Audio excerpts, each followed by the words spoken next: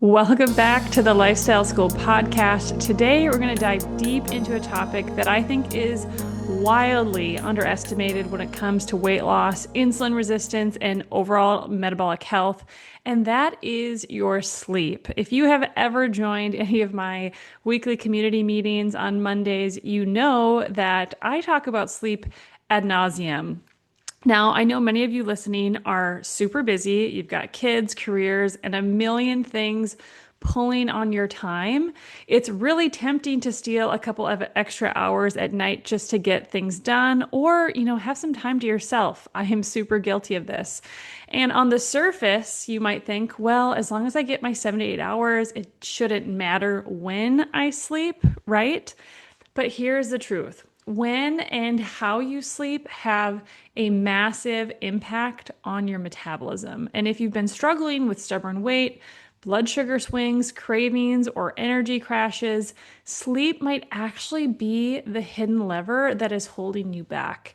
This is a critically important piece of the puzzle for so many of the clients that I work with. So today I want to unpack how sleep interacts with your metabolism, why timing matters, why it's metabolically superior to sleep between, let's say, 10 p.m. and 6 a.m. versus 1 a.m. and 9 a.m., how disrupted sleep drives insulin resistance and fat gain, and then practical steps to help you align your sleep with optimal metabolic repair. So now, before we get into it, as always, a quick disclaimer. I am not a medical doctor. This podcast is for educational purposes only, and it's not intended as medical advice. Always consult with your doctor before making any health changes.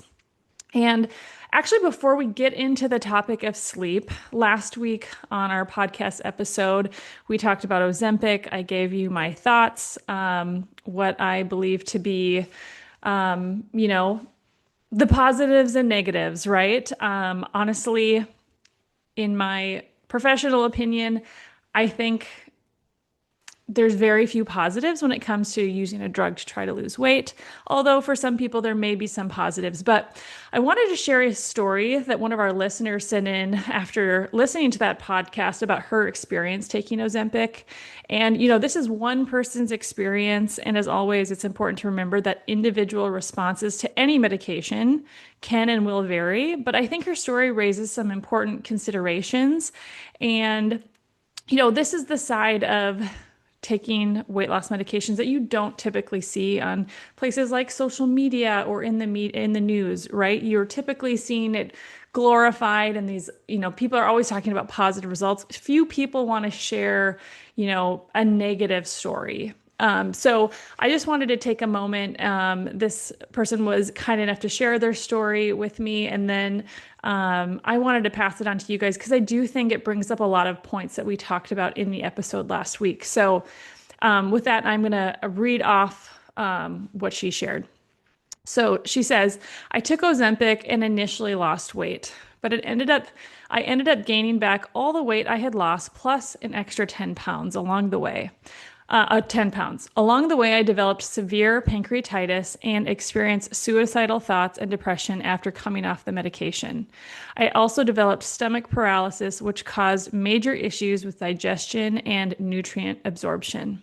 It is taking me 2 years to get my life back. My metabolism still feels like it's fighting me. I also developed lymphedema, and now most of my body fat is concentrated in my midsection. I would never recommend this medication to anyone. There's a lot of talk online about microdosing Ozempic, but according to my doctor, this approach doesn't really work with the injectable pens, and trying to reuse needles is dangerous. The so-called microdosing trend is misleading. While I was on the medication, I also suffered from significant muscle loss. That was confirmed by weekly DEXA scans done by my dietitian, even though I was lifting weights and swimming regularly. In fact, by September, I was diagnosed with osteopenia, which is demineralization of the bones.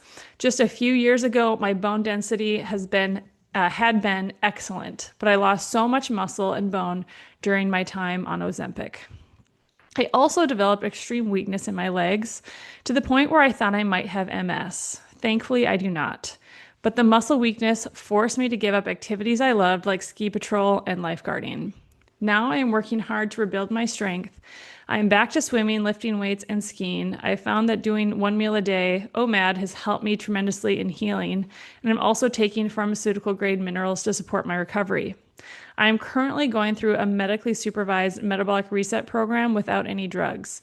I wish I had never touched Ozempic. Please do your due diligence and understand that this drug really does before considering it.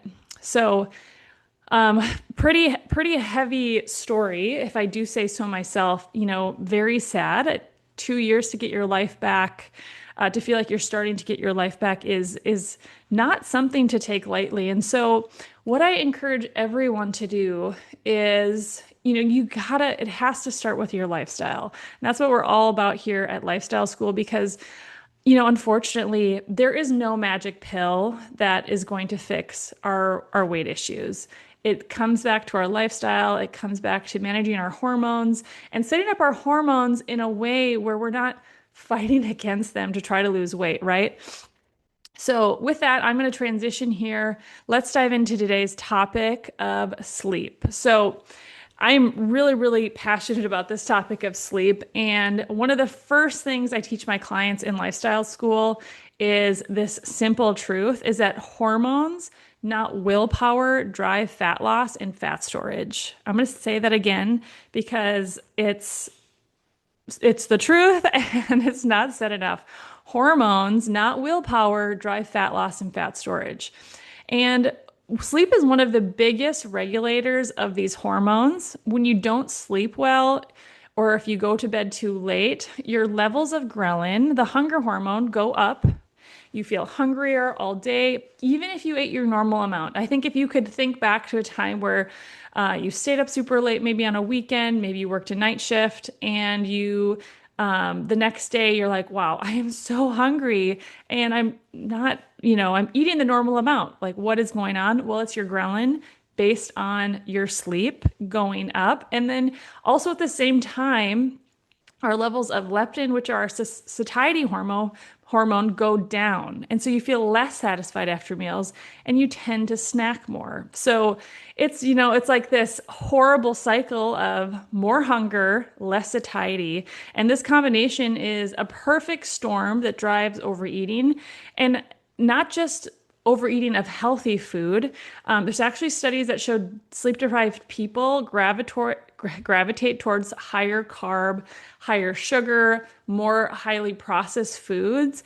And these are the very foods that worsen insulin resistance, right? I'm sure if you think back to that last time you were sleep deprived, were you grabbing for the, sliced carrots in the fridge when you were feeling hungry? Probably not. You were probably thinking, oh, those cookies in the snack cabinet or those chips sound really good, right? This is just how our bodies are wired, honestly. And so if you've ever noticed that after a bad night's sleep, you're fighting cravings all day, it's not because you have a lack of willpower. It's literally your hormones working against you. So this next piece is huge, and it's what I say to my clients all the time. If you're trying to reverse insulin resistance, you can't ignore your sleep.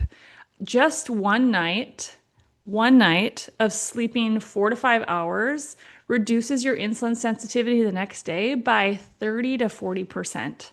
That is really significant. I'm going to say it again. Sleeping just 4 to 5 hours for one night reduces your insulin sensitivity the next day by 30 to 40%.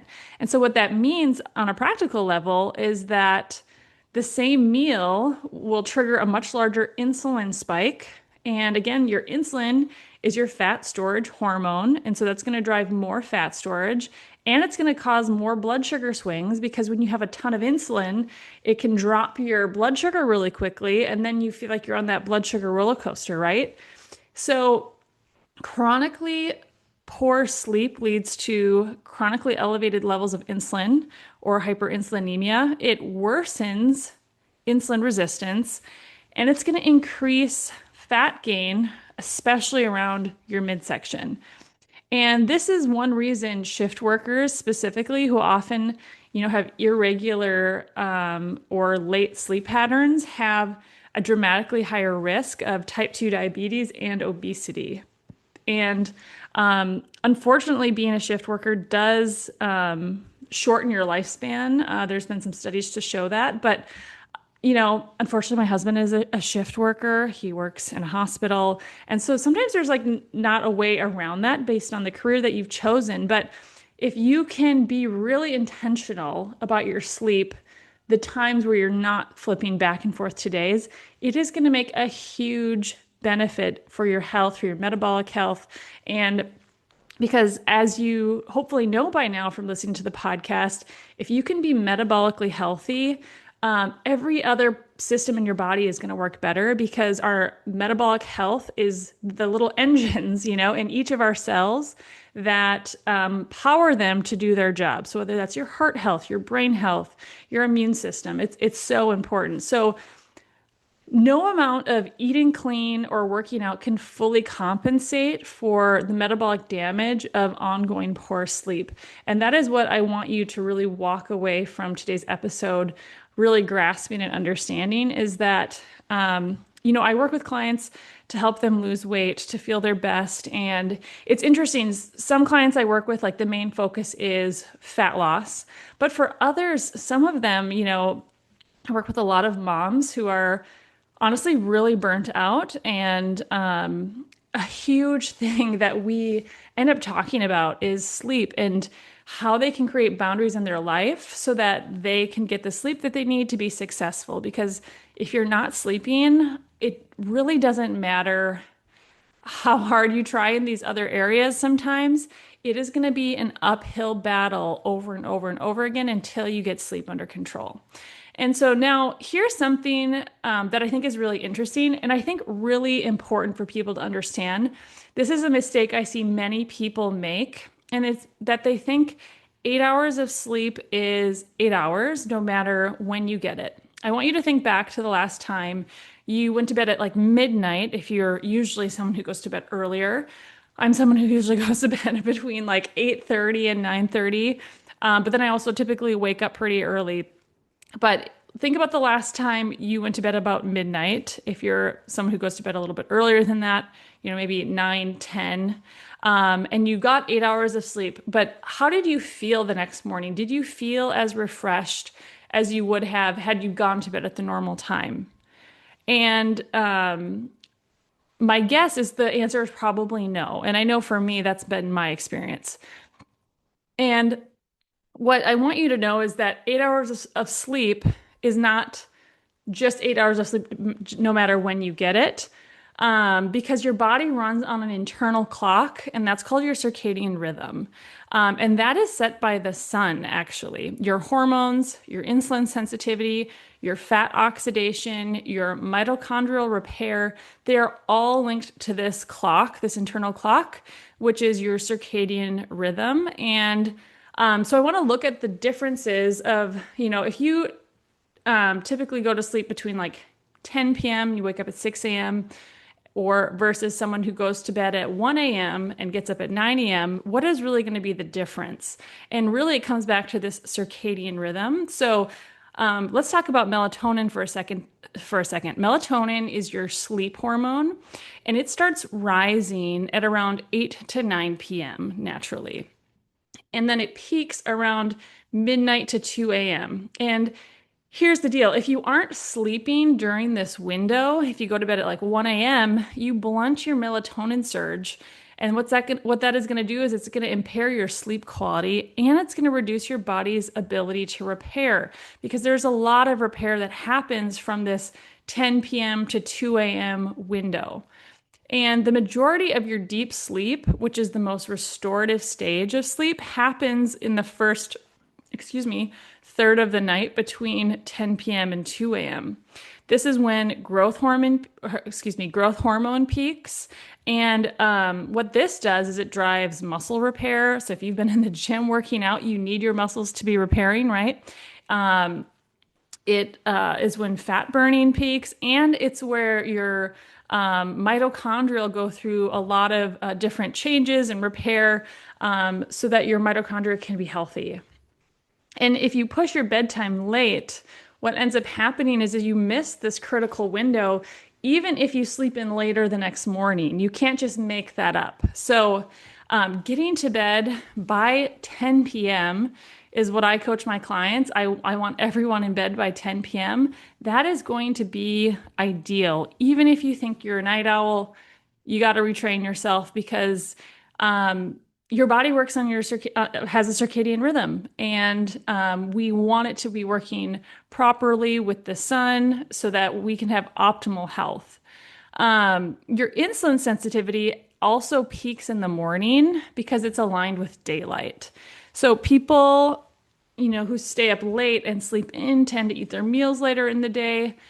And that is actually when your body is less able to handle carbohydrates because you're most insulin sensitive in the morning and you're most insulin resistant in the evening. So that's why, when I'm coaching people, depending on what we're doing, I always recommend you don't want to be eating, 2 to 3 hours before you go to bed. But if there is that flexibility in your lifestyle, move your eating to be done, earlier in the day. If you can be a family that eats an early dinner, do that because that is going to be so much more advantageous for your insulin sensitivity. And when it comes to mitochondrial repair and autophagy, your body's cellular repair processes, including autophagy, are maximized during deep sleep early in the night. And again, autophagy means to eat oneself. It's essentially where the body goes through, and if you have damaged cells, it takes them, it recycles them, it takes the pieces that it can from those cells to put them to use elsewhere, and then it discards the rest. So it's like essentially like thinking of it as like a cleanup process, a recycling process to clean up old damaged cells and to make room for new healthy cells to be made. And delaying sleep cuts into this window, increasing things like oxidative stress, mitochondrial dysfunction, both of which drive metabolic disease. So the bottom line is that there is a metabolic cost to staying up late, even if you make up that sleep by sleeping in later the next day. This is something that, in my own personal journey, I've been trying to be really intentional about. But let's be real, it's hard. Sometimes my husband is working a lot. He gets up early in the morning typically to go to work, and he has a day where he's not going to be working. He's like, I want to just like stay up late. I want to watch a movie or, play a game or go do something. And it can be hard to say no. And, I don't think we have to be these like rigid militant people about things, but, I think there's this like, cost benefit analysis that we should be doing when we're looking at our sleep. Have I been getting really good sleep the rest of the week? Do I feel really good? How is this going to affect the next day? What do we have going on? And then from there, deciding whether staying up late is a good idea or not. Because sleep is critically important. It's essential. It's central to our health. And truly, if you want to make your process towards fat loss, towards health easier, you got to start with sleep. It's extremely foundational. Another way sleep impacts our metabolism is through the inflammation pathway. So when you don't sleep enough, or if your sleep is mistimed, your body actually ramps up inflammatory cytokines. And there's a number of different pathways this happens through. But this low-grade inflammation damages your insulin signaling, your mitochondria, blood vessels, and your fat tissue, and it worsens insulin resistance and fat gain. So good, consistent sleep is one of the most powerful ways to lower inflammation and to protect your metabolic health. If you're someone who deals with like, whenever you get your labs done, you come back with like a high sensitivity C-reactive protein, maybe you have an autoimmune issue, you gotta be getting sleep because, obviously inflammation is a problem for you, and sleep is a really, really powerful tool to put out that fire of inflammation. Also, things like omega-3 fatty acids. If you haven't checked out that podcast episode, it was from 2 weeks ago. Definitely do that. And just on that note, so I think we're like 24 episodes into this podcast. And I feel that more people are hearing about the podcast and learning. And it was actually really encouraging this week. I was feeling a little bit discouraged for whatever reason. About the podcast. And it's like, is it worth all the time I put into it and whatnot? And it was like an answer to prayer. I ended up getting, I think, like four different people sending me emails this week, just like thanking me for doing the podcast and telling me like what they've learned and how they've been encouraged. And I was just like, wow, okay, it's worth it. People are listening, people are encouraged. So if you were one of those people that reached out, I just want to say thank you for that. I needed that encouragement. But with that, what I want to say is we have some podcast episodes that we did early on, like podcast episode like 5, 6, 7.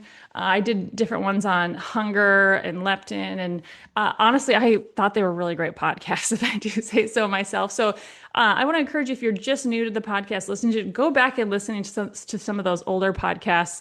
I think there's a lot of really great information in there as well that is going to assist you on your health journey. So anyway, that was a little sidebar. Let's get back to sleep. Let's talk about some practical strategies. So I know this has been a lot of information, so let's bring it back to practical application. So here are some key takeaways and action steps for you guys to start implementing right away.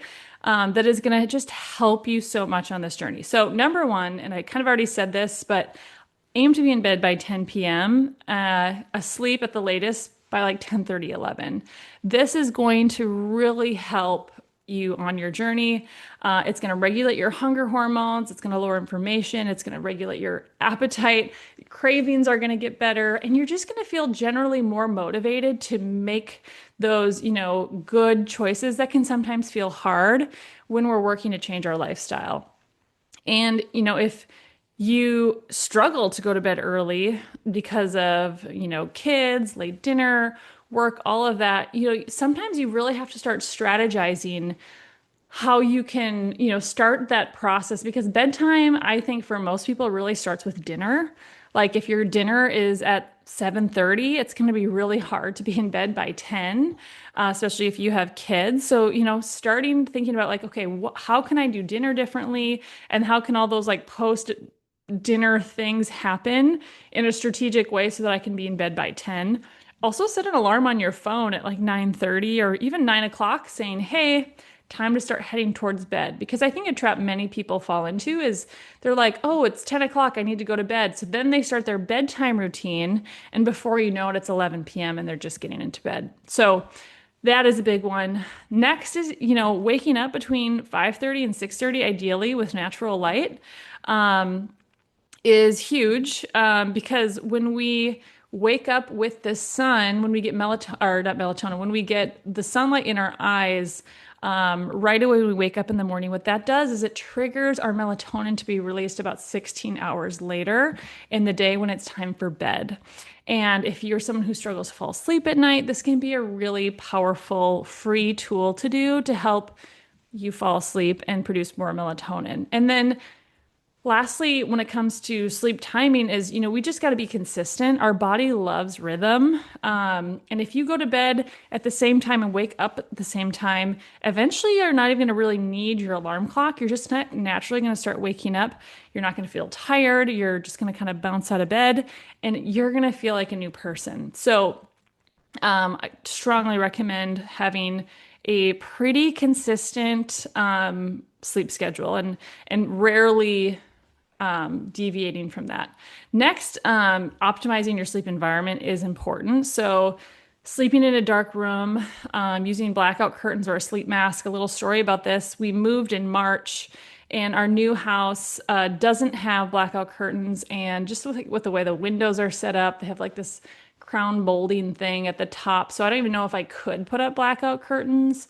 It's just like much more complicated. So I switched. Well, first I was just like not sleeping very good. And then I was like, this is not going to work. So I started sleeping with a sleep mask and, it worked great. So it's like, if you don't have blackout curtains, get a $5, $3 sleep mask on Amazon. And it's going to really actually help your sleep a lot to be sleeping in a dark room. Also, we don't want our rooms to be really hot when we sleep. So if you need to get a fan, turn down the air conditioning, crack a window, depending on the time of year.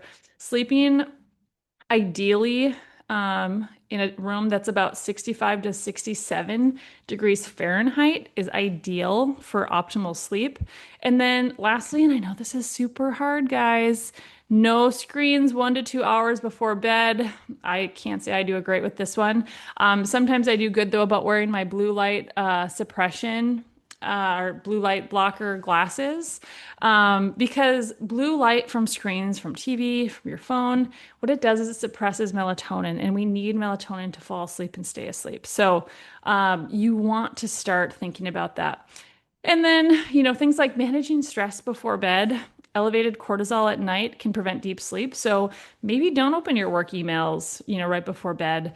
Don't watch a stressful TV show before bed.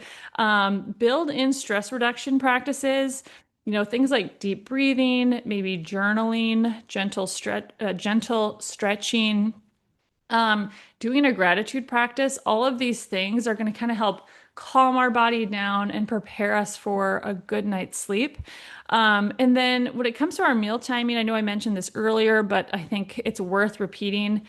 Eating most of our food earlier in the day when we're most insulin sensitive is ideal for good sleep. And then finishing our last meal like 2, 3, even 4 hours before bed, depending when you're going to sleep, is going to be ideal because you don't want to be digesting while you're trying to sleep. That is a huge energy expenditure. And then avoid late night snacking because that is going to inhibit sleep as well. And then just understanding that, and this is what I want you to walk away with, you can't out exercise or out eat poor sleep. If your goal is weight loss, if your goal is reversing insulin resistance or improving your energy, sleep is going to be absolutely foundational to that. So if you take away nothing else from today's episode, I want it to be this.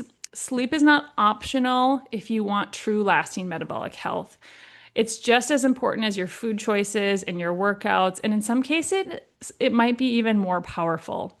And this is exactly what we teach inside of Lifestyle School for Weight Loss. And it's one of the core pillars.